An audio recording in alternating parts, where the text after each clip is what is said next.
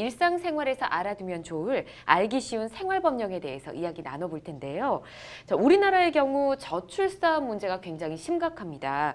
결혼을 하지 않으려는 젊은 세대와 그리고 아이를 낳지 않으려는 기혼 부부들이 증가를 하면서 이 저출산의 큰 이유로 꼽히고 있지만 아이를 가지고 싶어도 마음처럼 되지 않은 난임 부부들도 굉장히 많다고 합니다. 자, 오늘 알기 쉬운 생활법령에서는 이 난임 부부의 수술비 지원과 임산부 근로시간 단축제에 대해서 이야기를 나눠볼 텐데요.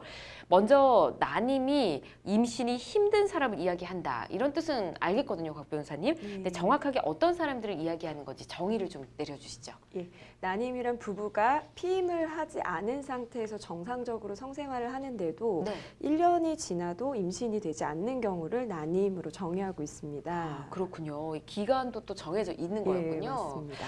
난임 부부들의 고통을 조금이라도 좀 분담을 하기 위해서 정부에서도 지원을 해주는 걸로 알고 있습니다. 어떤 지원들이 이루어지고 있나요? 예, 기본적으로 우리나라 난임자 수가 증가하는 추세입니다. 예. 2006년 같은 경우엔 14만 명을 넘어섰고 2017년 기준으로는 20만 명을 넘어섰다고 합니다. 네. 그래서 연평균 약 3.1% 정도가 증가한 셈인데요.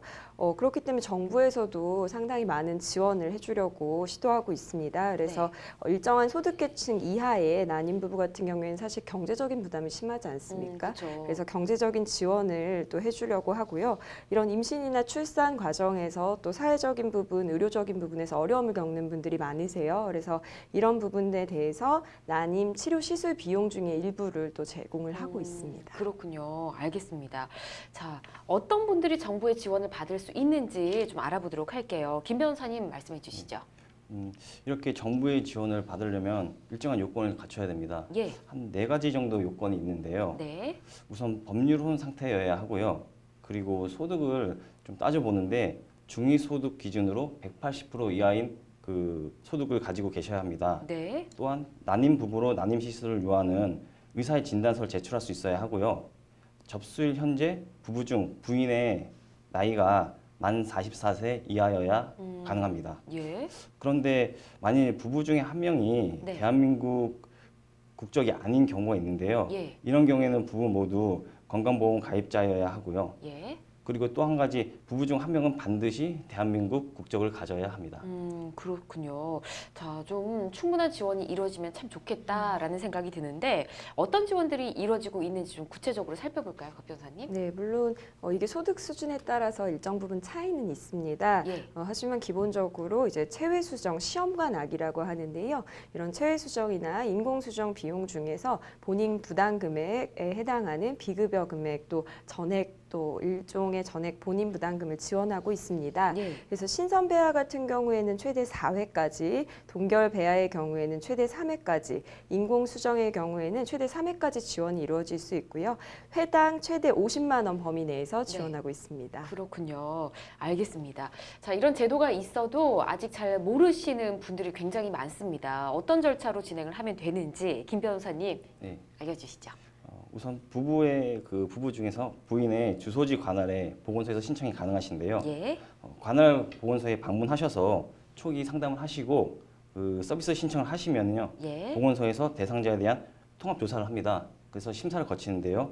그 심사를 거쳐서 대상자에 해당한다 이런 판단이 나오면 네. 대상자에게 시술비를 지원하게 됩니다. 네, 제도가 이렇게 마련이 돼 있으니까 혹시나 모르셨던 분들은 잘 활용을 하시면 좋을 것 같습니다.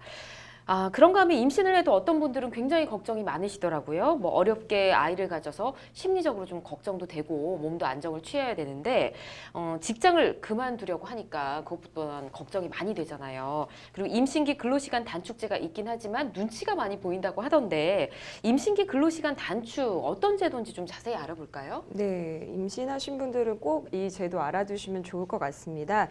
임신 주수를 기준으로 했을 때 일반적으로 임신 초기에는 입덧 때문에 굉장히 많이 힘들어하세요. 예. 그렇기 때문에 임신하시고 12주 이내의 임산부 또 나중에 말기가 되면은 아이가 이제 커지고 그죠. 양수 무게도 늘어나고 이러다 보니까 또 굉장히 힘들죠. 그래서 36주 이후에 있는 그래서 종합해서 말씀드리면 임신 이후에 12주 이내 그리고 36주 이후에 있는 여성 근로자의 경우에는 혜택을 받으실 수 있습니다. 예. 그래서 하루에 2시간까지 근로시간의 단축을 신청을 하면 사용자는 반드시 이를 허용해야 합니다. 그래서 법적으로 법적으로 이게 의무적으로 지켜야 할 사항으로 규정이 되어 있고요. 예. 근데 이런 경우도 있어요. 하루의 근로시간 자체가 8시간 미만인 여성 근로자도 있거든요. 이 네. 경우에는 이제 강행 규정은 아니고 사용자가 재량에 따라서 하루 6시간이 되도록 근로시간 단축을 허용할 수 있도록 규정하고 있습니다. 그렇군요. 8시간 이상 정도 근무를 할 때는 2시간을 단축을 할 네. 수가 있네요. 활용을 잘 하시면 좋을 것 같고요.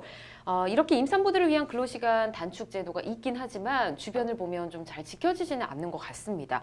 만약 이런 제도가 잘 지켜지지 않았다 할 경우에는 어떻게 되는 건가요, 김 변호사님? 우선 여성 근로자가 근로시간 단축을 신청했는데 이를 허용하지 않을 경우에는 사업자에게 500만 원 이하의 과태료가 부과될 수 있습니다. 예. 그리고 근로시간 단축뿐만 아니라 만약 임신 중에 여성 근로자가 요구가 있다면은 쉬운 종류의 근로로 좀 전환을 해줘야 합니다. 예. 이를 위반하고 임신 중이나 또는 산후 1년이 지나지 않은 여성에게 시간의 근로를 시키거나 쉬운 근로로 전환해 주지 않을 경우에는 예. 사업주에게 2년 이하의 징역 또는 1천만 원 이하의 벌금을 처할 수 있습니다. 그렇군요. 눈치 보여서 신청을 못 하시는 분들 많으실 것 같은데 이런 제도가 있다는 거 꼭 기억하셔서 본인이 챙길 수 있는 혜택들, 권리들을 다 챙겨 가셨으면 좋겠습니다. 그리고 직장이나 주변에 임산부가 있다면 내 가족이라는 생각으로 많이 배려해 주시면 좋을 것 같네요. 자, 난임 시술비 지원과 임산부 근로시간 단축에 대해서 더 궁금한 점이 있으신 분들은 법제처 홈페이지 찾기 쉬운 생활법령 코너에 가면 자세히 나와 있으니까 참고하시기 바랍니다.